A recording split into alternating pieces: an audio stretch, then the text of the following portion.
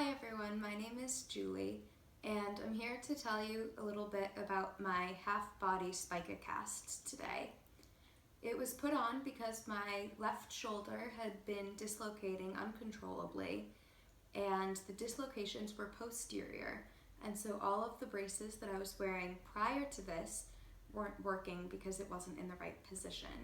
So some people in the Spica cast might have their arm like this, or they might have it like this. It depends what's wrong with the shoulder at the time. So this whole thing is a fiberglass cast. I was able to pick the color, as you can see. And this bar helps hold the arm up. And I'm not holding my arm at all. It's completely resting in the cast. I've been in this for 5 weeks now and I'm getting it off in another few days, hopefully. So I just wanted to tell you guys a little bit about what I've found helpful, because I wasn't able to find a lot of videos online about what to do when you're in something like this. So for example, for sleeping, this is actually easier than some of the other braces that I've been in. It's not that difficult to prop yourself. You usually will need someone else to help you, but you'll probably want to be on an incline, a small incline, and have pillows up behind your arm, the arm that's affected, just so that you don't tip or roll. If you tend to roll a lot, you might need more pillows on the other side as well. My cast is fairly heavy. It's 15 pounds approximately, and so I find it hard to sit up from a laying down position. So we bought a bed rail on Amazon and it's helped tremendously. So I highly recommend that. I use that in order to pick myself up and then turn out of the bed and then stand up from the bed. And that's how I'm able to get myself both in and out of the bed. The next part I would say is about bathing. You're not allowed to bathe with casts, so we do sponge baths. There are 2 ways to do that. There are these new special pads which you can heat up in the microwave. We got them from the hospital. That's what we used originally when I was in the hospital. And they're called bath cleansing washcloths. And they don't have much of a fragrance, but they have a soap type thing on them, and it cleans you, but you don't have to wash it off. So they're very easy. They're like baby wipes, except they clean more than that. I do find them a little sticky afterward, so I like to put baby powder on those parts. You're only allowed to sponge bathe the open areas of your body. So don't try to get in under the cast. You shouldn't be touching much under it. So anything that's open, like your other arm, your legs, your feet, etc., that's all fair game. A washcloth is also useful. For hair, I've found it easiest to sit in a chair outside of the bath and have somebody else. As if you were in a salon, you would tip your head back over the chair and then they wash your hair with a handheld shower head nozzle. So you do need a lot more help. I was fairly independent before, and so it was really hard for me to ask for this much help, but you will find that it's necessary. The next thing I'll talk about is going to the bathroom. It's one of the things that I was not warned about at all. For me, the cast comes up quite high, and so I can only reach to over here, and I can't actually reach down very far. So in order to wipe myself, I need to use these. It's called a hemostat, or a clamp, and they open and shut. They're kind of like scissors, but they don't cut. Instead, they just hold whatever you're holding. So I find using baby wipes is much easier because they don't rip like toilet paper does. And it just gives me a little more control and slight more length than my arm can do. And then I can do that independently. As for pulling up pants or taking them down for either changing or for going to the bathroom, I also didn't expect that to be difficult, but it turned out at first I couldn't even bend a little bit. Now it's loosened up a little bit and I can bend, but when you can't bend at all, it can be really difficult, and depending on how much you're used to having people help you, you may be embarrassed about having them take your pants off. So you can use this. This end helps you pull up. It has a little rubber piece on it so that your pants will stick on it, and you just grab the waistband of your pants and you pull up, and it's pretty easy to use. Obviously, bathroom time will take a lot longer than usual, but if you want to do it yourself, this is a way to do that. This side pulls down the pants. On a completely different note, this side helps you put on your shoes. So you can actually, let's say you're having a hard time getting your shoe on, you can put the beginning of your foot in and then use the shoehorn side to push down and keep it out, and then your shoe is on by yourself. So I found that helpful. You can also find this on Amazon. That's where we've ordered most of the stuff that has been helpful for me.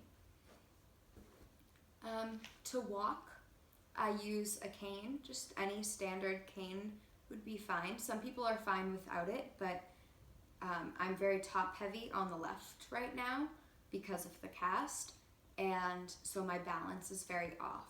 So it's been helpful for me to use a cast just for counterbalance because I'm wobbly. Going up and down stairs, you may also need help. I use the railing on the right side to help pull me up, and I can switch feet like normal, alternating legs as I go up the stairs. To go down the stairs, however, I have to face toward the railing and go down sideways, and you use the side that is most competent at the time. So I would use my right side to go down with the railing. If you don't have a railing on that side, you'll have to work out something different. These are all things that I had help with learning from physical therapy and occupational therapy.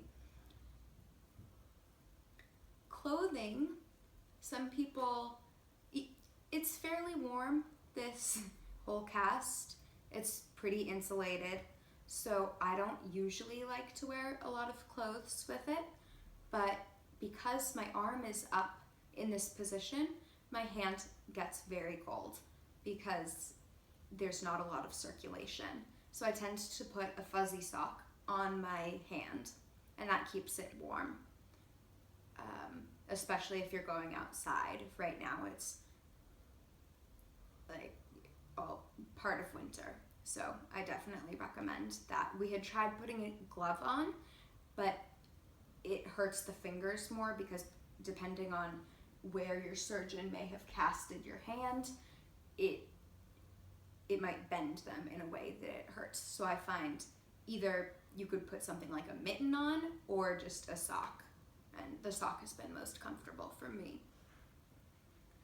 We found old, large sweatshirts, and we cut the sides of them off just so that we could put it over. So you would put it on this side first and then the head, and then this sleeve is still on there. So the only thing that we cut off was this side, but the rest was still connected. If I didn't want to wear a full sweatshirt, then the part of the sleeve that we cut off from the sweatshirt, I could just put on my open arm, and that kept me warm as well. I don't recommend cutting a lot of clothes. I guess it depends how long you're going to be in the cast. If you're going to be in it for months on end, then maybe you should consider getting clothes that will work with it. But it's really just up to you as to whether you want, if you're comfortable going out without clothes or if you prefer clothing. I also sometimes use a cardigan, and we just put this arm in and we wrap it around my body, and then the other sleeve just gets put over here and we pin it. Or it can be wrapped around the bar. One of the other things that I forgot to mention about the bathing is you have to make sure that you keep the cast dry. It's not waterproof. It can, if you spill little droplets of water, nothing's going to happen, but if you spray yourself with a whole shower head or in the bath, then it's going to be a lot of water. So you're going to want to put garbage bags underneath here and kind of wrap them up and then tuck them in here. So we usually put one here and then one in the back, and then I'm fully covered around, and then we put one on my arm just in case, even though that part's not being touched at all, just for splashing purposes.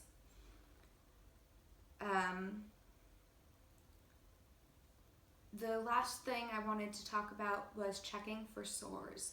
So for me, I didn't have any open surgery yet because I'm still waiting for the surgery. This is more of one of the first steps. I've been in multiple braces and this was the last resort.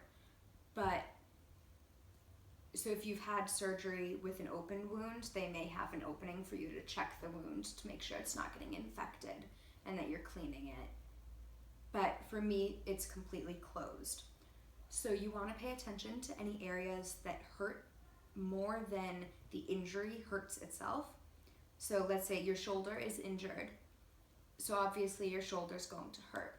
But if your elbow was not hurting prior to the cast being put on and then it starts to really, really hurt and bother you, then you should let your doctor know. I ended up having to have my, the elbow piece just cut out, and then they padded it more and put it on a little more loosely and tied it with tape because it turned out that it was swollen and red, and you don't want that, and there were sores on the sides of it. And you also want to check just around here. We also check for blood flow for the hand that's up. So you can do that by just pinching at the fingernail and letting go and seeing if there's capillary refill, which means if it goes white and then it becomes pink again, then that means that there's blood flowing through it. So you just want to make sure that that's happening. And if there's any changes like numbness, tingling, you may want to just put a call into your doctor. So that's pretty much all I have to say. I would recommend just wearing it proud, be confident.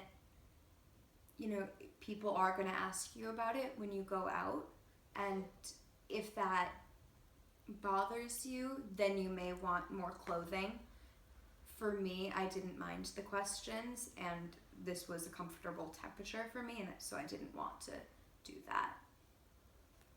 I did want to mention one other thing. We did have to work on having to get into and out of a car.